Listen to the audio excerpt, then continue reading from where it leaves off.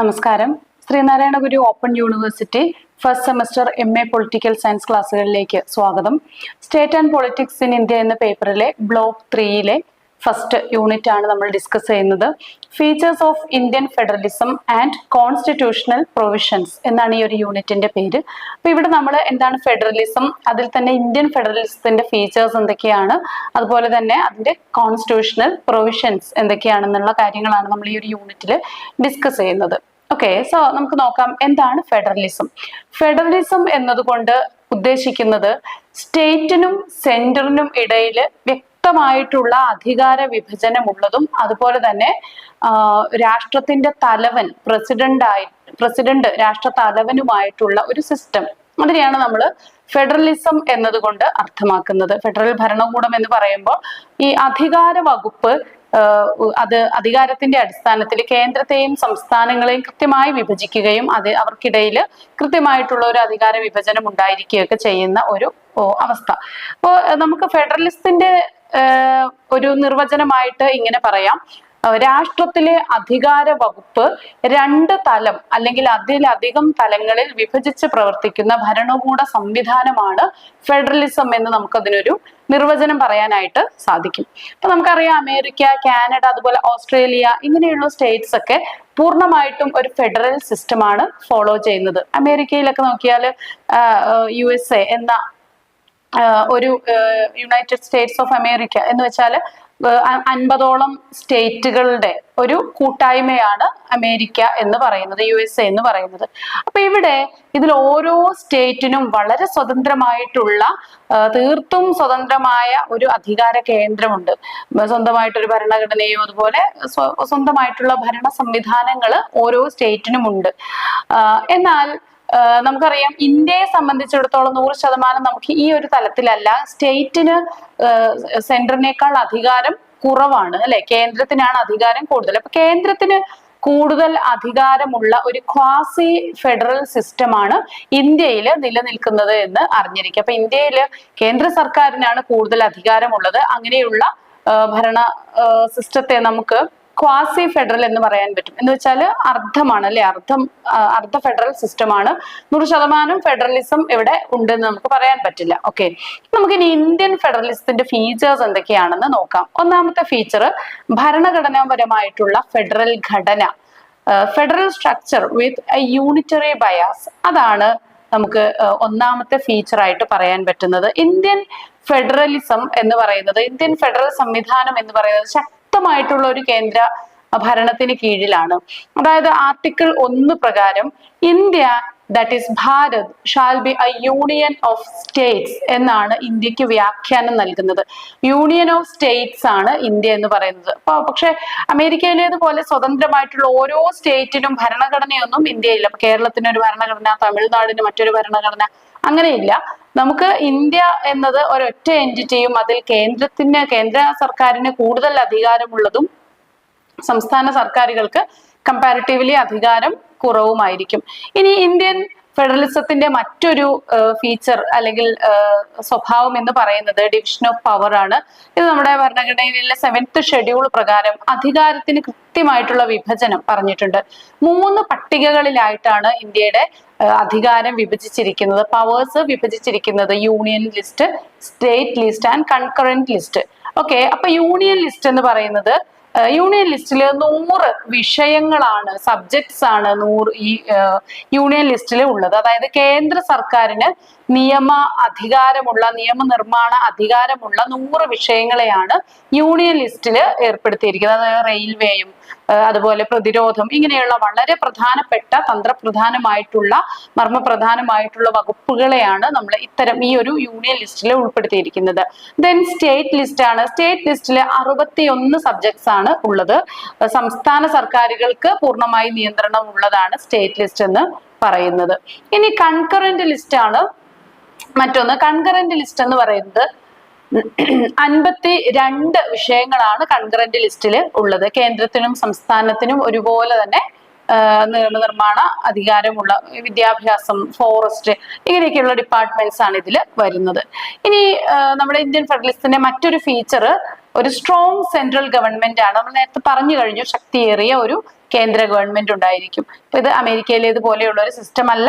കേന്ദ്ര ഗവൺമെന്റിന് ശക്തി കൂടുതലായിരിക്കും. സർക്കാരുകൾക്ക് മേല് മറ്റു സംസ്ഥാന സർക്കാരുകൾക്ക് മേല് കേന്ദ്രത്തിന് പൂർണ്ണ നിയന്ത്രണ അധികാരമുണ്ട്. ആർട്ടിക്കിൾ 356 പ്രകാരം പ്രസിഡന്റ്സ് റൂള് ഈ സംസ്ഥാനങ്ങളില് ചെലുത്താനുള്ള അധികാരമുണ്ട്. നമ്മള് ഈ എമർജൻസി പ്രൊവിഷൻസ് ഒക്കെ പറഞ്ഞ സമയത്ത് ഡിസ്കസ് ചെയ്തിരുന്നു. 356 പ്രയോഗിക്കുക എന്ന് പറഞ്ഞാല് കേന്ദ്രത്തിന്റെ അധികാരമാണ് സംസ്ഥാന സർക്കാരുകളെ മരവിപ്പിക്കുകയും സർക്കാരുകൾ മരവിപ്പിച്ചിട്ട് സംസ്ഥാനങ്ങളുടെ ഭരണം പ്രസിഡന്റ് ഏറ്റെടുക്കുകയും ചെയ്യുന്ന പ്രസിഡന്റ്സ് റൂള് ഏർപ്പെടുത്തുന്ന ഒരു രീതി. അതുപോലെ തന്നെ എമർജൻസി സമയത്ത് ആർട്ടിക്കിൾ 352, 356, 360 ഇതെല്ലാം പ്രയോഗിക്കാനുള്ള പ്രൊവിഷൻസ് ഉണ്ട്. ഇത് പ്രകാരം ഈ ഫെഡറലിസം എന്നുള്ള ക്യാരക്ടർ തന്നെ അങ്ങ് ഒഴിവായി പോകും, അല്ലെ? അത് സസ്പെൻഡ് ആകും. ഫെഡറലിസം പിന്നെ നിലനിൽക്കില്ല. മറിച്ച് അവിടെ കേന്ദ്രം പൂർണ്ണമായിട്ട് സംസ്ഥാനങ്ങളെ ഭരിക്കുന്ന ഒരു രീതിയാണ് പിന്നീട് നിലവിൽ വരുന്നത്. ഇനി ഒരു ഡ്യുവൽ പോളിറ്റി അല്ലെങ്കിൽ 2 തലങ്ങളുള്ള സർക്കാർ എന്നുള്ളതാണ് ഇതിന്റെ ഒരു ഫെഡറലിസത്തിന്റെ പ്രത്യേകത. ഇന്ത്യൻ ഫെഡറലിസത്തിന്റെ മറ്റൊരു ഫീച്ചർ എന്ന് പറയുന്നത് ഒരു കേന്ദ്ര സർക്കാരുകളും സംസ്ഥാന സർക്കാരുകളും ഉണ്ടായിരിക്കും. ഇവർക്കിടയിൽ കൃത്യമായ അധികാര വിഭജനവും ഉണ്ടായിരിക്കും. ഇനി മറ്റൊന്നാണ് independence of judiciary and repute resolution എന്ന് പറയുന്നത്. അതായത് സുപ്രീം കോടതിക്ക് പരമപ്രധാനമായിട്ടുള്ള ഒരു യുണീക്ക് പൊസിഷൻ ഉണ്ട് എന്നുള്ളതാണ്.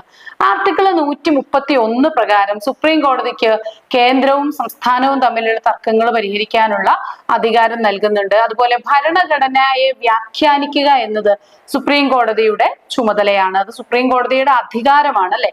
അപ്പോ നമുക്കറിയാം സുപ്രീം കോടതിക്ക് ഒരു ഫെഡറൽ സിസ്റ്റത്തില് വളരെ സുപ്രധാനമായിട്ടുള്ള പങ്കുണ്ട്. ഒരു ഫെഡറൽ കോടതി എന്ന ഒരു സിസ്റ്റം ഉണ്ട്. ദെൻ ഭരണഘടനാ ഭേദഗതി പ്രക്രിയയാണ് മറ്റൊരു അമെൻമെന്റ് പ്രൊവിഷൻസ് ആണ്, അമെൻമെന്റിന്റെ പ്രൊസീജിയേഴ്സ് ആണ് മറ്റൊരു പ്രത്യേകത എന്ന് പറയുന്നത്. ആർട്ടിക്കിൾ 368 പ്രകാരം ഭരണഘടന ഭേദഗതി ചെയ്യാന് ചില അപൂർവം കേസുകളിലെ സംസ്ഥാനങ്ങളുടെ അംഗീകാരം ആവശ്യമാണ്. എന്നാൽ ഭൂരിഭാഗം ഭേദഗതികളും ചെയ്യാൻ പാർലമെന്റില് നിയമം പാസാക്കിയാൽ മതി, അല്ലെങ്കിൽ പാർലമെന്റിന്റെ ഭേദഗതിയിലൂടെ നമുക്ക് ഭരണഘടനയിൽ ഭേദഗതി നടത്താവുന്നതാണ്. ഇനി ഒരു അബ്സല്യൂട്ട് ആയിട്ടുള്ള ഒരു ഓട്ടോണോമി സ്റ്റേറ്റ്സിന് ഒരിക്കലും ഇല്ല എന്നുള്ളതാണ് ഇന്ത്യൻ ഫെഡറലിസത്തിന്റെ മറ്റൊരു ഫീച്ചർ എന്ന് പറയുന്നത്. സംസ്ഥാനങ്ങളുടെ അസ്തിത്വം ഇവിടെ സംരക്ഷിക്കപ്പെടുന്നില്ല. അമേരിക്കയിൽ പോലെ സെൻട്രലിന് തുല്യമായിട്ടുള്ള ഒരു പദവിയൊന്നും സ്റ്റേറ്റ്സിന് ഇന്ത്യയിൽ ഇല്ല എന്ന് ഓർത്തിരിക്കുക.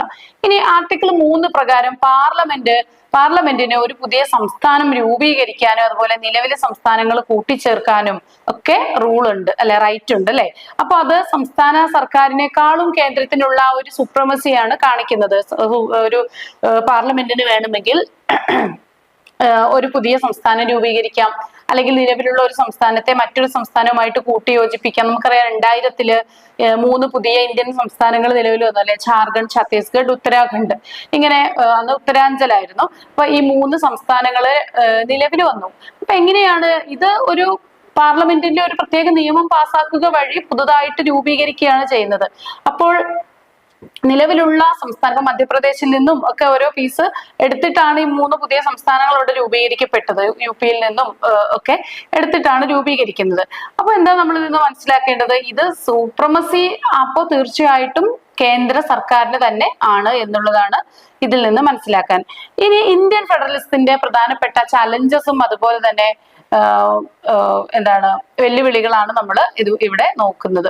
ഇനി പ്രധാനപ്പെട്ട ഒരു ചലഞ്ച് എന്ന് പറയുന്നത് ആർട്ടിക്കിൾ 356 ഒരു ദുരുപയോഗം പലപ്പോഴും നടന്നിട്ടുണ്ട് ഇന്ത്യയില്. സ്റ്റേറ്റ് പ്രസിഡന്റ് ഭരണം ഏറ്റെടുക്കുന്ന ഗവൺമെന്റ് കേരളത്തിലെ അല്ലെങ്കിൽ സ്റ്റേറ്റ് ഗവൺമെന്റുകളെ ഡിസോൾവ് ചെയ്യപ്പെടുന്ന ഒരു സിസ്റ്റം വരുന്നു. ഇങ്ങനെയുള്ള സാഹചര്യങ്ങളിൽ ഈ ഒരു അധികാരം ദുർവിനിയോഗം ചെയ്യപ്പെടുന്ന സാഹചര്യം ഉണ്ടാകുന്നു. സ്റ്റേറ്റുകളെ സംസ്ഥാനങ്ങളെ മരവിപ്പിച്ച് സംസ്ഥാനങ്ങൾക്ക് യാതൊരുവിധ റോളും ചെയ്യാനില്ലാത്ത ഒരു സാഹചര്യം ഉണ്ടാവും. ഇപ്പോൾ കേന്ദ്രത്തിലും അതുപോലെ തന്നെ സംസ്ഥാനങ്ങളിലും വ്യത്യസ്ത ആശയങ്ങളെയും അല്ലെങ്കിൽ വ്യത്യസ്ത ഐഡിയോളജി ഫോളോ ചെയ്യുന്ന ഗവൺമെന്റുകളാണ് നിലനിൽക്കുന്നതെങ്കിൽ, അത് BJP ഗവൺമെന്റ് അല്ലെങ്കിൽ കോൺഗ്രസ് ഗവൺമെന്റ് അല്ലെങ്കിൽ കമ്മ്യൂണിസ്റ്റ് ഗവൺമെന്റ്, ഇങ്ങനെ ഏതെങ്കിലും ഒരു ഗവൺമെന്റ് ആണ് കേന്ദ്രത്തിൽ നിലനിൽക്കുന്നതെങ്കിൽ ആ ആശയവുമായി ഒത്തുപോവാത്ത മറ്റു സംസ്ഥാന ഗവൺമെന്റുകളെ അധികാരം ചെലുത്തുകയും അവരുടെ മേൽ അധികാരം ചെലുത്തുകയും അവർക്ക് കൃത്യമായിട്ട് പ്രവർത്തിക്കാനുള്ള അവസരം നൽകാതിരിക്കുകയും അവരെ സാമ്പത്തികമായിട്ടും ഒക്കെ ഒറ്റപ്പെടുത്തുകയും ഞെരുക്കുകയും ഒക്കെ ചെയ്യുന്ന സാഹചര്യങ്ങൾ പലപ്പോഴും സംജാതമാകാറുണ്ട്. അപ്പൊ ഇതിന്റെ ഒരു കാരണം എന്ന് പറയുന്നത് ഈ രീതിയിലുള്ള ഫെഡറൽ സിസ്റ്റം നിലനിൽക്കുന്നു, അതിന്റെ ഒരു പോരായ്മയാണ് എന്ന് നമുക്ക് പറയാനായിട്ട് സാധിക്കും. ഇനി മറ്റൊരു പോരായ്മ എന്ന് പറയുന്നത് കേന്ദ്രം സംസ്ഥാനവും ധനപരമായിട്ടുള്ള ഒരു ബന്ധം, GST, ധനകാര്യ കമ്മിറ്റി, ധനകമ്മിയുടെ പ്രശ്നങ്ങൾ, ഇങ്ങനെയുള്ള ഇഷ്യൂസ് ഒക്കെ വരുന്ന സമയത്ത് കേന്ദ്രവും സംസ്ഥാനവും തമ്മിൽ ധനപരമായ കാര്യങ്ങളിൽ കേന്ദ്രത്തിന് വലിയൊരു സൂപ്രമസി ഉണ്ട്. അത് സംസ്ഥാനങ്ങൾക്ക് സാമ്പത്തികമായിട്ടുള്ള പ്രശ്നങ്ങൾ അല്ലെങ്കിൽ ആഘാതം ഏൽപ്പിക്കാനുള്ള സാധ്യതയുണ്ട്. സംസ്ഥാനങ്ങൾക്ക് അധികാരം അതുപോലെ തന്നെ സ്വാതന്ത്ര്യവും കുറവാണ് എന്നുള്ളത് ആണ് ഇതിന്റെ മറ്റൊരു പോരായ്മ എന്ന് പറയുന്നത്. അപ്പോൾ ഓരോ സംസ്ഥാനങ്ങൾക്കും ആ സംസ്ഥാനത്തെ ജനങ്ങൾക്ക് മേൽ പൂർണ്ണമായിട്ടുള്ള തോതില് അധികാരം ചെലുത്താനൊന്നും സാധിക്കില്ല. ഇപ്പൊ പല കാര്യങ്ങളും കേന്ദ്രത്തിന്റെ കയ്യിലാണ്. നമ്മളുടെ ഐഡന്റിറ്റിയുമായി ബന്ധപ്പെട്ട രേഖകൾ, പൗരത്വവുമായി ബന്ധപ്പെട്ട കാര്യങ്ങളൊക്കെ പൂർണ്ണമായിട്ടും കേന്ദ്ര സർക്കാരിന്റെ അണ്ടറിലാണ് ഉള്ളത്. അപ്പൊ അത്തരം കാര്യങ്ങളിലൊന്നും സംസ്ഥാന സർക്കാരിന് യാതൊന്നും ചെയ്യാൻ പറ്റാത്ത സാഹചര്യവും സംസ്ഥാനങ്ങളിലെ ജനങ്ങളെ പ്രൊട്ടക്ട് ചെയ്യാൻ പറ്റാത്ത സാഹചര്യങ്ങളും പലപ്പോഴും ഉണ്ടാവാറുണ്ട്. ഇനി അതുപോലെ തന്നെ ഭാഷാപരവും സാംസ്കാരികപരവും ഒക്കെ ആയിട്ടുള്ള വിവാദങ്ങൾക്ക് കാരണമാകാറുണ്ട്. സംസ്ഥാനങ്ങളുടെ താല്പര്യങ്ങളൊക്കെ പലപ്പോഴും കേന്ദ്രം പരിഗണിക്കുകയും ഇഷ്യൂസ് ഒന്നും പരിഹരിക്കുകയൊന്നും ചെയ്യാത്ത സാഹചര്യങ്ങൾ വരാറുണ്ട്. ഇനി നീതി ആയോഗ് അതുപോലെയൊക്കെയുള്ള ടൂൾസ് ഉപയോഗിച്ചിട്ട് വികസനത്തിന്, സംസ്ഥാനങ്ങളുടെ വികസനത്തിലുള്ള പങ്കാളിത്തം സംസ്ഥാനങ്ങൾക്ക് കുറവായിരിക്കും. എല്ലാ പോളിസീസും ഉണ്ടാക്കുന്നതും അത് ഇംപ്ലിമെന്റ് ചെയ്യുന്നതൊക്കെ കേന്ദ്ര സർക്കാർ ആയതുകൊണ്ട് തന്നെ സംസ്ഥാന സർക്കാരിന് പലപ്പോഴും അതിൽ ഒന്നും കാര്യമായിട്ട് അതിൽ അധികാരം ചെലുത്താൻ സാധിക്കാത്ത അവസ്ഥകൾ ഉണ്ടാറുണ്ട്. ഇനി നമുക്ക് KC വെയർ ഇന്ത്യൻ ഭരണഘടനയെ quasi federal with a strong centralising tendency എന്നാണ് വിശേഷിപ്പിച്ചിട്ടുള്ളത്. ഇന്ത്യൻ ഫെഡറലിസത്തിന്റെ ക്യാരക്ടറിനെയാണ് KC വെയർ ഇങ്ങനെ വിശേഷിപ്പിച്ചിട്ടുള്ളത്. എന്തായിരുന്നു? Quasi federal with strong centralising tendency എന്നാണ് KC വെയർ ഇതിനെ ഇന്ത്യയുടെ ഫെഡറലിസത്തെ വിശേഷിപ്പിച്ചിട്ടുള്ളത്. അതായത് ഒരു ഭാഗികമായിട്ട് ഉള്ള ഒരു ഫെഡറൽ സിസ്റ്റമാണ് ഇവിടെ നിലനിൽക്കുന്നത്. ശക്തമായിട്ടുള്ള കേന്ദ്ര ഭരണവും എന്നാൽ സംസ്ഥാനങ്ങൾക്ക് കൃത്യമായിട്ടുള്ള അധികാരങ്ങളും ഒക്കെയുള്ള ഒരു സിസ്റ്റമാണ് ഇന്ത്യയിൽ നിലനിൽക്കുന്ന ഫെഡറൽ സിസ്റ്റം എന്ന് പറയുന്നത്. ഇത്രയാണ് നമുക്ക് ഈ ഒരു യൂണിറ്റിൽ ഡിസ്കസ് ചെയ്യാനുള്ളത്. Thank you.